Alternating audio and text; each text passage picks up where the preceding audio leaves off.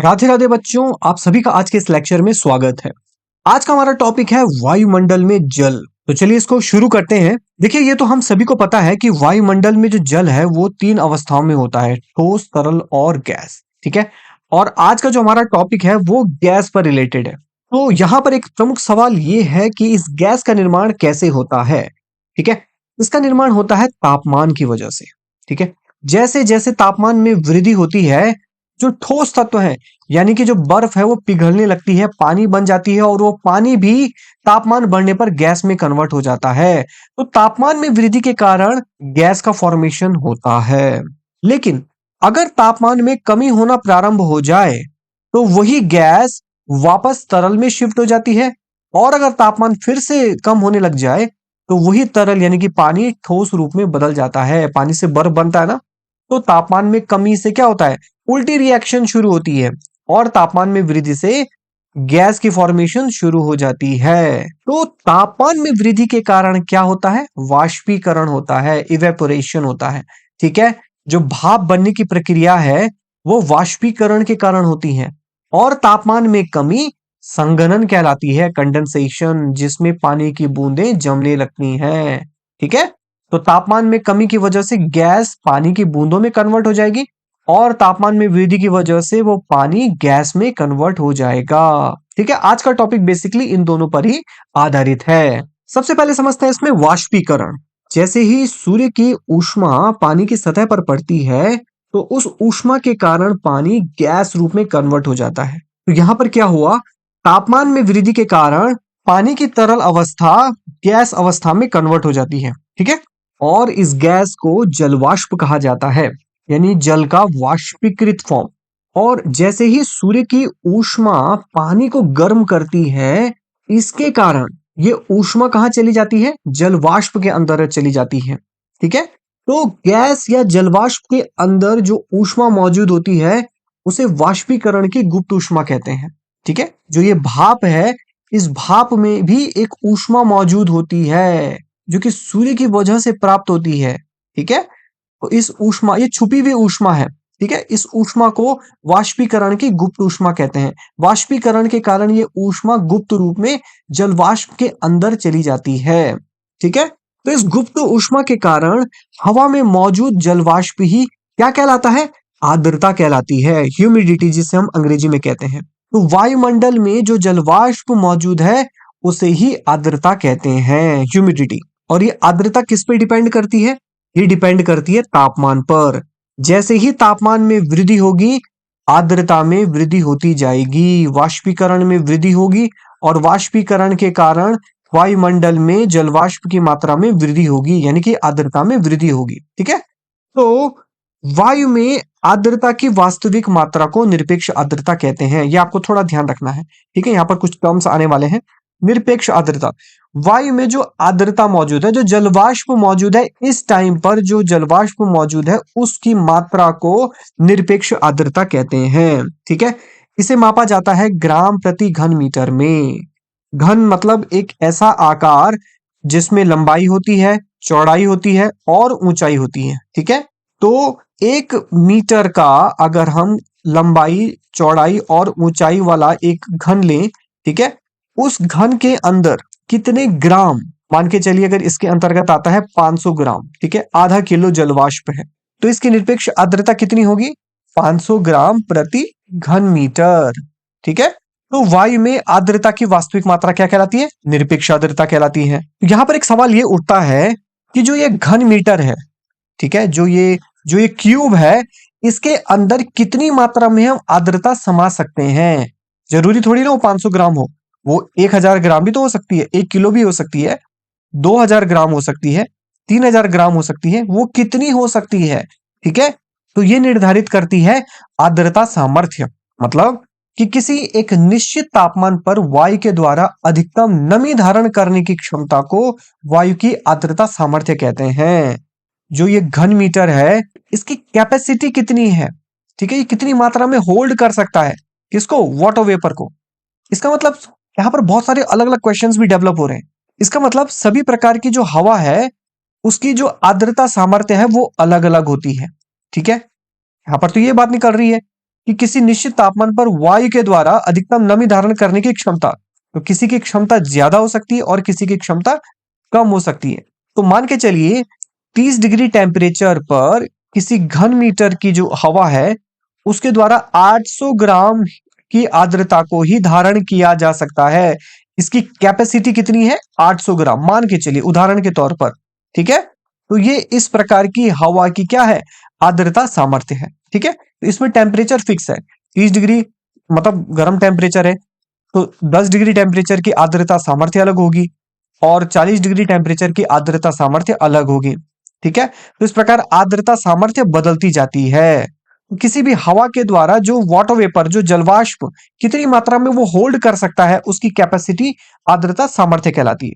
लेकिन फिर से क्वेश्चन ये है कि अगर होल्डिंग कैपेसिटी 800 है तो एट प्रेजेंट उसमें कितनी आर्द्रता वहां पर मौजूद है, ये भी तो मायने रखेगा ना। तो इस प्रकार का जो रेशियो निकाला जाता है उसे कहते हैं सापेक्षिक आर्द्रता। आर्द्रता सामर्थ्य की तुलना में जितनी आर्द्रता मौजूद है, तो एट प्रेजेंट जितनी आर्द्रता मौजूद होती है उसे कौन सी आर्द्रता कहते हैं? अभी हमने जाना निरपेक्ष आर्द्रता। ठीक है ना, तो आर्द्रता सामर्थ्य की तुलना में जितनी आर्द्रता मौजूद है उसका अनुपात क्या कहलाता है? सापेक्षिक आर्द्रता। मान के चलिए कि इस घन मीटर की होल्डिंग कैपेसिटी कितनी है? 800 ग्राम। ठीक है, और इसमें एट प्रेजेंट कितना वाटर वेपर है? 400 ग्राम। एट प्रेजेंट जितनी वाटर वेपर अवेलेबल होता है उसे क्या कहते हैं? निरपेक्ष आर्द्रता। ठीक है, एट प्रेजेंट है 400 ग्राम, होल्डिंग कैपेसिटी है 800 ग्राम, इन दोनों का अनुपात कहलाएगा सापेक्षिक आर्द्रता। निकालेंगे कैसे? एक फॉर्मूला इसके लिए कि निरपेक्ष आर्द्रता बटे आर्द्रता सामर्थ्य गुणा गया 100।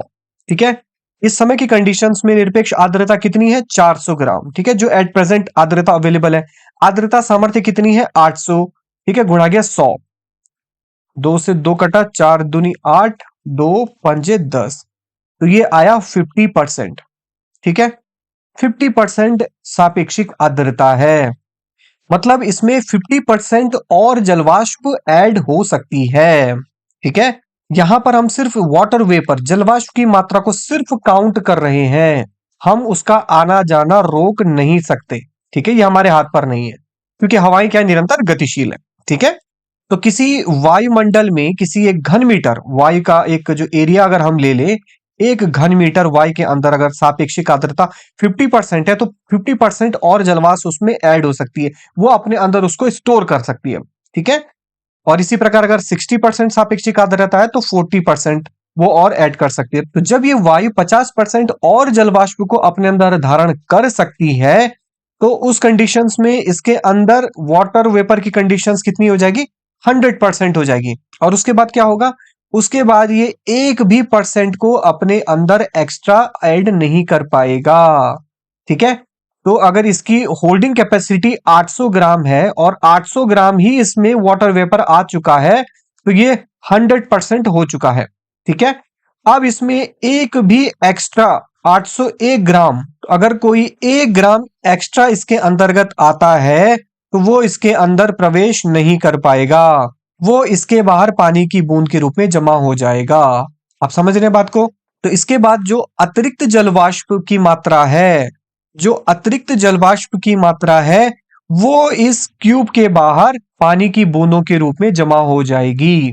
ठीक है, इस कंडीशंस को कहते हैं संतृप्त वायु। मतलब जब जलवाष्प की मात्रा आर्द्रता सामर्थ्य के बराबर होती है तो उस वायु को संतृप्त वायु कहते हैं। ठीक है, मतलब अगर होल्डिंग कैपेसिटी किसी भी वायु की 800 ग्राम है और उसमें जो आर्द्रता है, निरपेक्ष आर्द्रता, वो 800 ग्राम ही है एट प्रेजेंट, तो उसका जो सापेक्षिक आर्द्रता है वो 100% हो जाएगी, वो वायु संतृप्त हो जाएगी।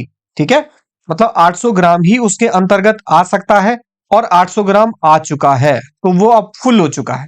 फुल्ली कवर्ड वाटर वेपर वाली वायु को क्या कहेंगे? संतृप्त वायु, सैचुरेटेड एयर। ठीक है, सैचुरेशन हो जाता है। और इस सैचुरेशन के बाद क्या होता है? कोई भी एक्स्ट्रा जो वाटर वेपर आ रहा है, क्योंकि हम वाटर वेपर को रोक नहीं सकते ना, वायुमंडल में तो जलवाष्प की मात्रा आती रहती है, कहीं ना कहीं से आती जाएगी, तो जो एक्स्ट्रा वाटर वेपर की मात्रा है 800 के बाद जो 1 ग्राम 2 ग्राम 3 ग्राम 4 ग्राम जो एक्स्ट्रा आते जाएंगे वो इसके बाहर ड्रॉपलेट के रूप में जमा होते जाएंगे। ठीक है, 800 ग्राम तक तो ये एब्जॉर्ब कर लेगा, लेकिन उसके बाद एक भी एक्स्ट्रा ग्राम को ये एब्जॉर्ब नहीं कर पाएगा, तो वो इसके दरवाजे पर बाहर खड़े रहेंगे। ठीक है, तो यहां पर एक टर्म है ओसांक बिंदु, ड्यू पॉइंट। ठीक है, क्या है ये? जिस तापमान पर वायु संतृप्त होती है उस तापमान को ओसांक बिंदु कहते हैं। ठीक है, वायु संतृप्त होती है मतलब जब सापेक्षिक आर्द्रता, रिलेटिव ह्यूमिडिटी 100% हो जाती है। मतलब वायु की जितनी आर्द्रता सामर्थ्य है उतनी ही जलवाष्प अगर उसमें मौजूद है तो उसकी सापेक्षिक आर्द्रता, रिलेटिव ह्यूमिडिटी 100% हो जाएगी और ऐसी वायु संतृप्त वायु कहलाएगी। और ये कंडीशंस जिस टेम्परेचर पर होती है उस तापमान को ओसांक बिंदु कहते हैं। ड्यू पॉइंट आपको याद रखना है। ठीक है, मतलब आर्द्रता सामर्थ्य के बराबर जलवाष्प की मात्रा जब आ जाती है तो वो फुल्ली सैचुरेटेड हो जाती है। ठीक है, अब उसमें गुंजाइश नहीं है कि वो एक भी एक्स्ट्रा ग्राम अपने अंदर समाहित कर ले। ठीक है, तो जिस तापमान पर ये सैचुरेटेड होती है उस तापमान को, उस पॉइंट को ओसांक बिंदु कहते हैं। ठीक है, और इस तापमान के बाद, इस बिंदु के बाद जितना भी एक्स्ट्रा जलवाष्प है वो पानी की बूंदों के रूप में जमा होना शुरू हो जाएगा। और पानी की बूंदों के रूप में जमने की इस प्रक्रिया को कहते हैं संघनन, कंडेंसेशन। ठीक है, तो कंडेंसेशन क्या है? जलवाष्प का जल के रूप में बदलना ही संघनन कहलाता है। तो वाष्पीकरण की गुप्त ऊष्मा के कारण क्या हुआ? जल जो है जलवाष्प में कन्वर्ट हो गया। ठीक है, ये तो अभी हमने जाना। लेकिन जब ये जलवाष्प की गुप्त ऊष्मा रिलीज हो जाती है, बाहर निकल जाती है, तो वही जलवाष्प जल के रूप में बदल जाता है। मतलब जो गैस है वो वापस जल के रूप में बदल जाती है। कब? जब ऊष्मा रिलीज हो जाती है, बाहर निकल जाती है, या शॉर्ट में कहें टेम्परेचर डाउन होने लगता है। हवा तापमान जब ठंडी होने लगती है तो गैस जल में कन्वर्ट हो जाता है। शुरू में बताया था ना, तापमान के कम होने पर गैस जल में कन्वर्ट हो जाता है और इस प्रोसेस को ही संघनन कहा जाता है। ठीक है, तो ये संघनन की जो प्रोसेस है वो दो कंडीशंस में होती है। ठीक है, या तो जल वाष्प की मात्रा में वृद्धि हो, घट जाए, और या फिर तापमान में कमी होती जाए। तो दोनों ही कंडीशंस में क्या होगा? वायु संतृप्त हो जाएगी। अगर जलवाष्प की होल्डिंग कैपेसिटी 800 ग्राम है और एट प्रेजेंट निरपेक्ष आर्द्रता 400 ग्राम है, तो जलवाष्प में या तो वृद्धि हो जाए, 400 ग्राम और ऐड हो जाए, तो क्या हो जाएगा? एयर सैचुरेटेड हो जाएगी। ठीक है, या फिर तापमान में कमी हो जाए। ठीक है, अगर यहाँ पे 400 ग्राम ही है तो तापमान में कमी के कारण क्या होगा? जो होल्डिंग कैपेसिटी है वो डाउन आ जाएगी। हो सकता है वो 400 ग्राम ही आ जाए। तो तापमान में कमी की वजह से जो निरपेक्ष आर्द्रता है वो सैचुरेशन के करीब आ जाती है, हवा संतृप्त हो जाती है। तो जलवाष्प में या तो वृद्धि की जाए या फिर तापमान में कमी की जाए, दोनों ही कंडीशन से एयर सैचुरेटेड हो जाती है। और जब एयर सैचुरेटेड हो जाती है तब इसमें एक्स्ट्रा एक भी जो ग्राम एक्स्ट्रा आएगा, ठीक है, या फिर इसमें एक भी एक्स्ट्रा जो भी ग्राम आएगा, जो भी एक्स्ट्रा जलवाष्प आती रहेंगी, वो पानी की बूंदों के रूप में जमा होने लग जाएंगी और वही प्रोसेस संघनन कहलाती है। ठीक है, तो संघनन बेसिकली 4 प्रकार का होता है। ठीक है, ओस, तुषार यानी कि पाला, कोहरा और बादल। आइए इसको फटाफट से समझते हैं। देखो, ओस बेसिकली कब पड़ती है? सर्दियों में पड़ती है, विंटर्स में पड़ती है। ठीक है ना, विंटर्स में क्या होता है? धरती पर सुबह सुबह आपने देखा होगा पानी की बूंदें जमा हो जाती हैं हर जगह। ठीक है, गाड़ी की छत पर, सड़क पर, पेड़ पौधों की पत्तियों पर पानी की बूंदें जमा हो जाती है, जिसे हम कहते हैं ओस। ठीक है, सर्दियों में होता क्या है? सर्दियों में जो टेम्परेचर है वो कैसा रहता है? बहुत ही डाउन रहता है, ये तो आप जानते ही हैं। ठीक है, तो टेम्परेचर अगर डाउन रहेगा तो जो वाटर वेपर की होल्डिंग कैपेसिटी है, जो आर्द्रता सामर्थ्य है, तो वो क्या हो जाएगी? कम हो जाएगी। ठीक है, तो आर्द्रता सामर्थ्य कम होने पर वायुमंडल में जो निरपेक्ष आर्द्रता है, जो निरपेक्ष आर्द्रता है, ठीक है, तो वो ऑटोमेटिकली क्या हो जाती है? संतृप्त हो जाती है। ठीक है ना, मतलब इसको ऐसा मानिए कि जो हम 800 ग्राम का उदाहरण दे रहे थे होल्डिंग कैपेसिटी का, तो टेम्परेचर डाउन होने की वजह से अगर वो डाउन होके 300 ग्राम आ गया होल्डिंग कैपेसिटी, इसकी वाटर वेपर की आर्द्रता सामर्थ्य 300 ग्राम आ गई, और वायुमंडल में भी अगर 300 ग्राम मात्रा में जलवाष्प मौजूद है, तो फिर एक्स्ट्रा एक भी आ जाए तो वो सैचुरेटेड हो जाएगा, वो संतृप्त हो जाएगा, पानी की ड्रॉपलेट्स के रूप में कन्वर्ट हो जाएगा। तो जितना भी एक्स्ट्रा थोड़ा बहुत आएगा वो ऑटोमेटिकली क्या हो जाएगा? सैचुरेशन होगा। तो ये किसकी वजह से हो रहा है? टेम्परेचर डाउन की वजह से। सर्दियों में काफी टेम्परेचर डाउन हो जाता है, ये तो आप सभी जानते हैं। और ओस भी जनरली सर्दियों में ही बनती है, गर्मियों में कभी ओस नहीं देखी जाती। तो ओस किस प्रकार बनती है ये आप समझ गए। ठीक है, टेम्परेचर डाउन होने की वजह से सर्दियों में रात में ओस बन जाती है। ठीक है, क्योंकि वाटर वेपर की होल्डिंग कैपेसिटी, आर्द्रता सामर्थ्य बहुत ही कम हो जाती है। ठीक है, नेक्स्ट है इसमें तुषार। तुषार यानी कि पाला। ठीक है, पाला भी वही है जो ओस है, लेकिन ये फ्रीजिंग पॉइंट के नीचे चला जाता है। मतलब ओस में टेम्परेचर कम तो रहता है, लेकिन वो जीरो के ऊपर ही बना रहता है। ठीक है, लेकिन पाले में क्या होता है, वो जीरो से नीचे चला जाता है। ठीक है, जीरो से कम चला जाता है। -1, -2, -3 की कंडीशंस में क्या होता है, मतलब जीरो की कंडीशंस में क्या होता है कि धरती की सतह पर जो पानी के ड्रॉपलेट्स बनते हैं ओस के रूप में, वही फ्रीज हो जाते हैं। ठीक है, वही जम जाते हैं, वही पाला हो गया। ठीक है, तो वो तुषार की कंडीशंस हो गई। ये भी संघनन का एक प्रकार है। हवा में जो होल्डिंग कैपेसिटी थी वो बहुत ही कम हो गई है, तो इसकी जो निरपेक्ष आर्द्रता है, मान के चले अगर वो 50 ग्राम ही है और टेम्परेचर यहाँ डाउन हो गया, तो इसकी होल्डिंग कैपेसिटी 50 ग्राम ही है। या मान के चले अगर वो और भी कम हो गई, अगर वो 30 ग्राम तक पहुंच गई, तो इसके एक्स्ट्रा जो 20 ग्राम है वो ड्रॉपलेट्स के रूप में कन्वर्ट हो जाएंगे। क्यों? क्योंकि टेम्परेचर बहुत डाउन हो गया। अब टेम्परेचर माइनस में चला गया, तो इसकी होल्डिंग कैपेसिटी मान के चलिए अगर मात्र 5 ग्राम है और इस समय इसकी निरपेक्ष आर्द्रता 50 ग्राम है, तो आप समझ जाइए 5 ग्राम के बाद जो 45 एक्स्ट्रा ग्राम है, वो सभी की सभी क्या हो जाएगा, पानी की बूंदों या फ्रीज हो जाएगा, पानी की बूंदों के रूप में पूरा जम जाएगा। ठीक है, जिसे हम पाला कहते हैं। तो इस प्रकार से कंडेंसेशन हो जाता है धरती के पास में ओस और तुषार। नेक्स्ट है इसमें कोहरा। भाई कोहरा तो हम सभी ने देखा है, ठीक है, लेकिन यहाँ पर थोड़ा बेसिकली अंतर क्या है, ओस और पाले की कंडीशंस कहाँ होती हैं, बिल्कुल धरती की सतह पर ही होती है। बिल्कुल धरती की सतह पर चिपकी हुई होती है। धरती की सतह पर होगा या पेड़ की सतह पर होगा, पेड़ पर होगा, ठीक है, या किसी गाड़ी पर होगा, मतलब बिल्कुल सतह के ऊपर होता है।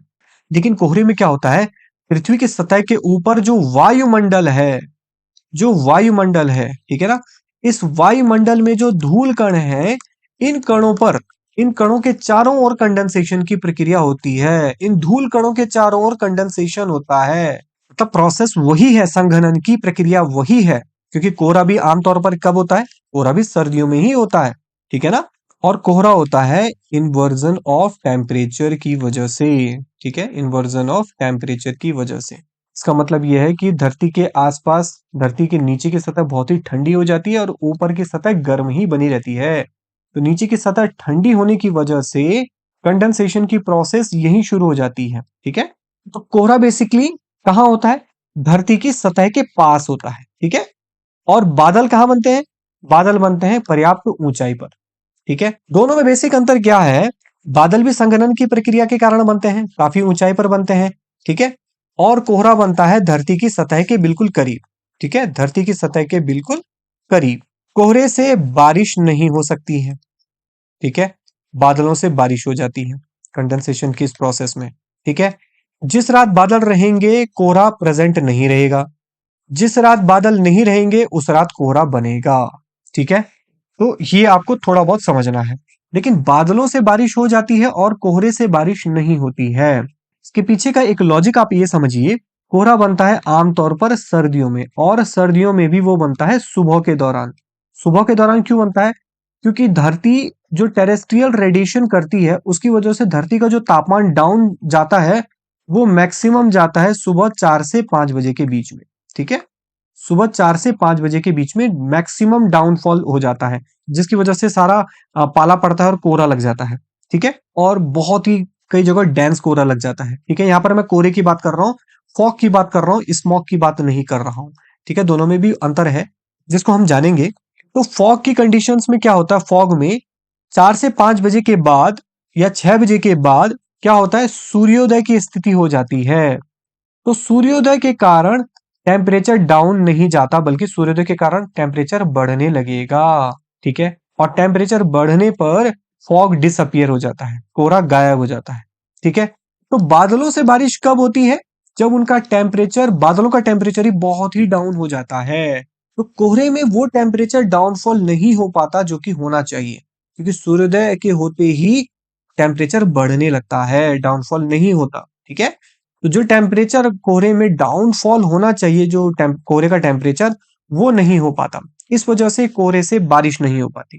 ठीक है, वरना है तो सभी संघनन के प्रकार ही, बादलों में भी वही प्रक्रिया है जो कोहरे में है, ठीक है, कि आर्द्रता सामर्थ्य जैसे ही डाउन हो गई, वैसे ही उसमें मौजूद निरपेक्ष आर्द्रता के बाद की जितनी भी आर्द्रता है, जितनी भी जलवाष्प है, वो क्या हो जाती है, पानी की बूंदों के रूप में जम जाती है। ठीक है, जैसे ही उसमें से ऊष्मा रिलीज हो जाती है या टेम्परेचर डाउन हो जाता है, ठीक है ना। परंतु कोहरे से बारिश नहीं होती है, बादलों से बारिश होती है। ठीक है, तो बादल यहां पर इंपॉर्टेंट है, थोड़ा बादलों को समझते हैं। बादल चार प्रकार के होते हैं। पहले इसमें पक्षाप मेघ, ठीक है, सबसे ज्यादा ऊंचाई पर यही मेघ पाए जाते हैं, 8,000 से 12,000 मीटर की ऊंचाई पर। ठीक है, पक्षा मतलब पक्षियों के पंख के समान ये दिखाई देते हैं। ठीक है, और जब ये आते हैं तो जब भी आप आकाश में इनको देखें तो इनसे साफ मौसम की आशंका की जाती है। ठीक है, इनसे बारिश नहीं होती है जनरली, आप ऐसा समझिए। नेक्स्ट है इसमें कपासी मेघ। इनकी जो ऊंचाई होती है वो 4,000 से 7,000 मीटर की बीच होती है। ठीक है, ये आपको रुई के समान दिखाई देते हैं, कपास के समान दिखाई देते हैं, इसीलिए इसका नामकरण ही कपासी मेघ हुआ है। ठीक है, नेक्स्ट है इसमें स्तरी मेघ। मतलब बादलों के स्तर, परत के ऊपर परत का निर्माण होता है। ठीक है, आसमान में बहुत बड़े एरिया में फैले होते हैं और धीरे धीरे जब बादल आपस में मिलने लगते हैं, आपने देखा होगा कई बार बादल आपस में मिलते हैं तो धीरे धीरे पूरा आकाश बादलों से ढक जाता है। ठीक है, तो वो होता है स्तरी मेघ। और वर्षा मेघ, ये तो बहुत ही वायुमंडल के सबसे निचले स्तर पर होते हैं।